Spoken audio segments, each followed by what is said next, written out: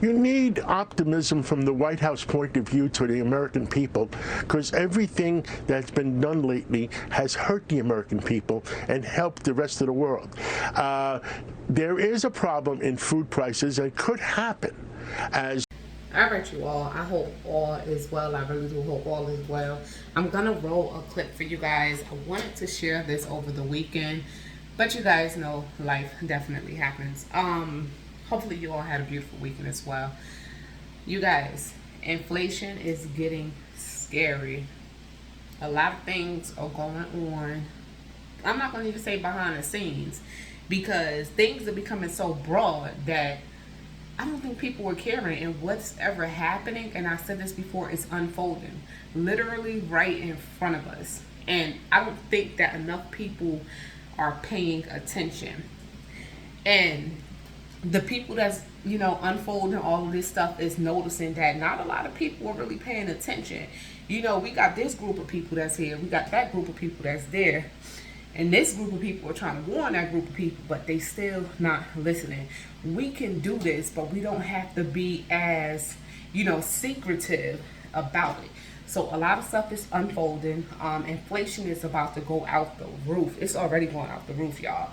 But it's about to get crazy.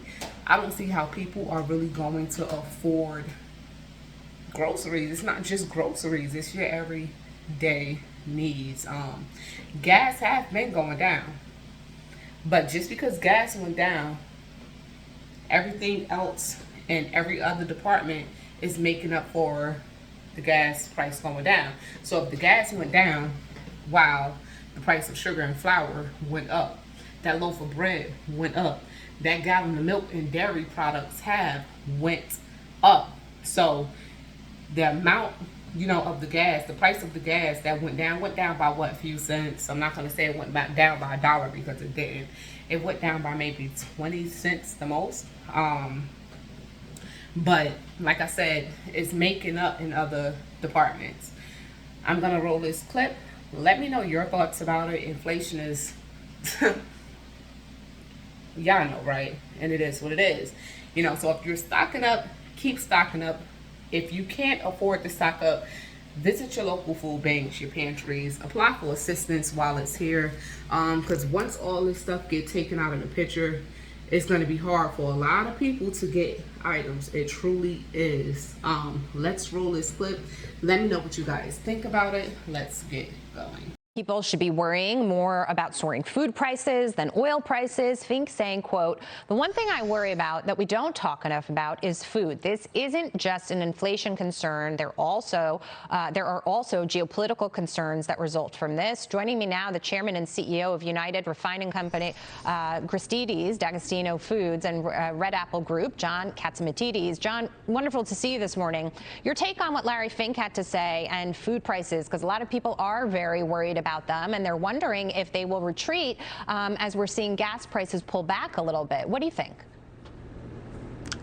Well, 2 weeks ago, I predicted on this show that we have reached peak prices on oil when we reached the 125, 130 level, and we've retreated since then. And it showed on Friday, we almost hit $89 a barrel, which was a new low. Food prices will reach peak prices in September, because there's a lag between oil and food prices as they go up. There's always maybe a 90-day lag in food, 30-day lag in prices in the gas station from crude oil. The big question mark is, the recession does not have to happen, and I've been talking about that. Interest rates. The Fed, our White House, spent trillions of dollars to take us over the COVID crisis. My opinion is they should delay increasing in interest rates before they destroy the real estate industry and other industries in the United States with high interest rates. Yeah. Delay it 30, 60, 90 days, because oil prices, if we give them a little bit of optimism, will come down. Then food prices will stabilize, so the rate of inflation will not go out of hand. Okay. And my criticism of President Biden is he should have went to Texas, he should have went to Alaska, he should have went to Canada. He would have gotten more results in oil than he did in Saudi Arabia, which is very sad. It's tough to go to Canada when you killed the extension on the Keystone Pipeline. So, I mean, I think he was sort of hat in hand in some ways. I think at this point, the administration doesn't know what to do, and it knows that investment is going to take 12 to 18 months to build out to see results. And so they realize that the American people finally are suffering right now. But I want to parse through some of the things that you just mentioned, John, because it's really important. I understand the lag of retail gas prices, roughly 30 days. I understand the lag and the relationship between oil and food prices, 90 days. But there are about 30% chance right now that the Federal Reserve will take the opportunity at the end of the month to hike rates 1 full percentage point, right, which would be very impactful with respect to the housing market and everything that you said to try to cool inflation. What I'm worried about, and what I think Larry Fink was trying to get at, is that on the food side, part of this is not just about oil, it's about supply side, supply and demand economics. The supply is too short as a result of what we're seeing overseas and what we're seeing in this country with respect to crops and yields. And so I wonder if just oil prices coming down is enough to bring us those the relief at the grocery store by September.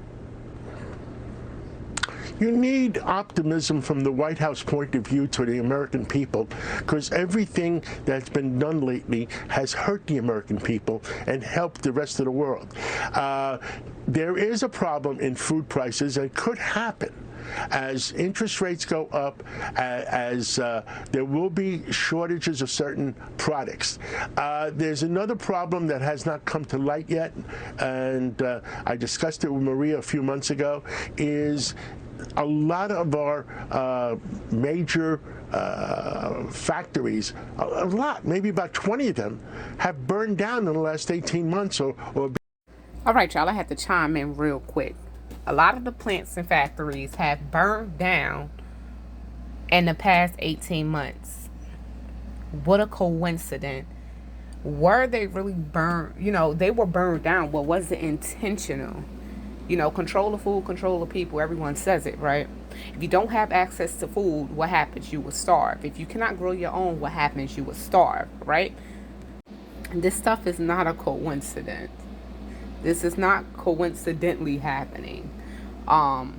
Let's continue. Destroyed, and nobody's really investigating what's going on in that end. And why? Why is it that no one is really investigating what's going on? Because they already have the answers. The Biden administration touting lower gas prices, lower diesel prices, as we're seeing the food prices soar. But shipping is also a key aspect of food prices as well. I'm wondering if lower prices with respect to fuel will help, because what I see when I look at this equation is pricing at the pump will vary because it's a commodity and we see those prices rise and fall. But whenever I've seen the price of a Starbucks cup of coffee go up, I've never seen it come down. And the same with a lot of the popular household items that we see at the store. I mean, I wonder if some of this inflation with respect to food isn't now embedded in the economy. All right, I want you guys to chime in. Go to the comments. Let me know what you guys think. Once the prices go up, are they coming back down?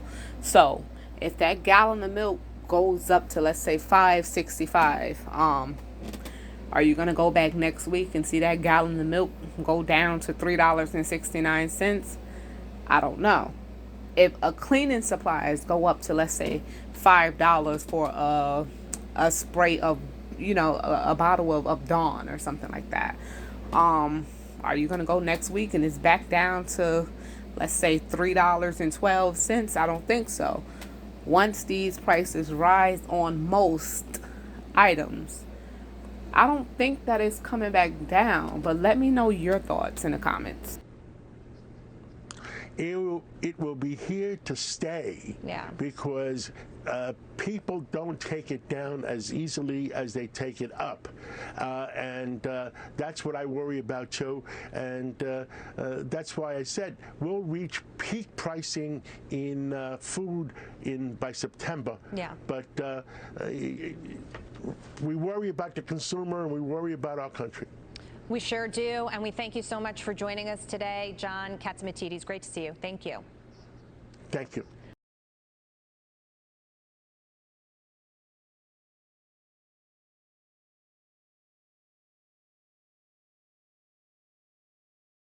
So yes, you guys, it's going to be really hard to beat inflation. And I made a couple of videos, speaking on, how to beat inflation, trying to beat inflation, and how it's going to become hard to beat inflation, because the only way to beat inflation is to buy things now while it's at its lowest price. Because what's going to happen, prices are going to go up, and you're going to wish you got whatever item you wanted to stockpile while it was at its lowest price.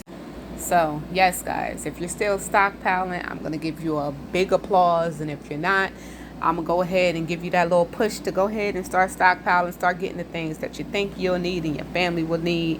And you all stay prepped, blessed, and safe. I'll see you next video.